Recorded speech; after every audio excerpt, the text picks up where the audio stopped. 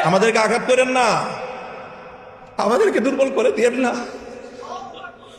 নিরাপদ থাকতে পারবেন না ভিতরে আপনারা? আমি তো বললাম আজকে দাঁড়ান, কে আছেন এই দাওয়াতুল গায়রুল মুসলিমিনের মধ্যে দায়ীদের পিছনে দাঁড়িয়ে রাষ্ট্রের বিরুদ্ধে লড়াই করার জন্য হিম্মত দিয়ে মাঠে নামবেন? কে আছেন? আসেন, আমরা আসবো।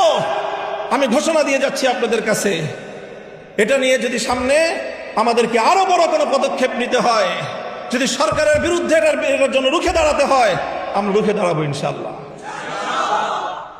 কাজে আমাদেরকে দুর্বল করে দিলে আখেরে আমরা সবাই ক্ষতিগ্রস্ত হব।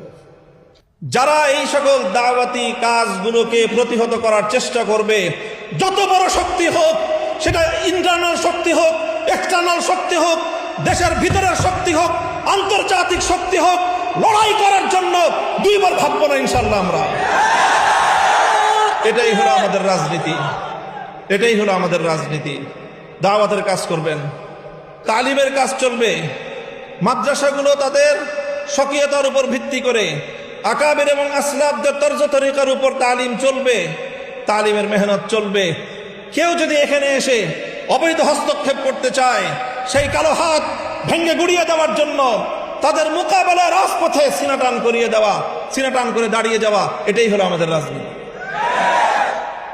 কাজেই আমাদের রাজনীতির যে মূল মাকসাদ, তার অন্যতম একটা মাকসাদ হলো পাহারাদারি করা।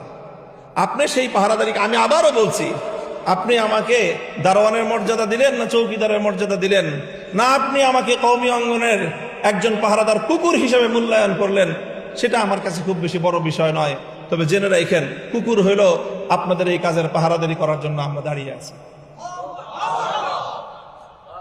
আপনি মুনাজারা ইসলাম মুনাজারা করেন, মুনাজারা করেন, আপনারা বাতিলের মোকাবেলায় দালায়েলের বহস করেন, আপনারা আপনাদের মতো করে বহস করে যান।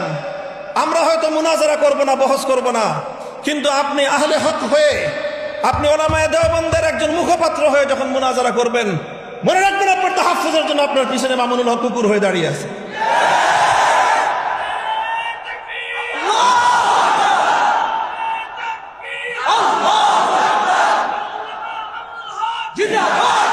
এটা হলো আমাদের রাজনীতি, এটা হলো আমাদের রাজনীতির খুব নিগুড় রহস্য, মৌলিক কথা।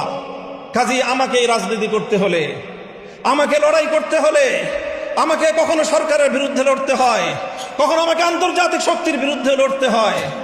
কাজেই আমাকে আমার রাজপথের একটা শক্তি নিয়ে আমাকে ময়দানে টিকে থাকতে হবে। যদি আপনার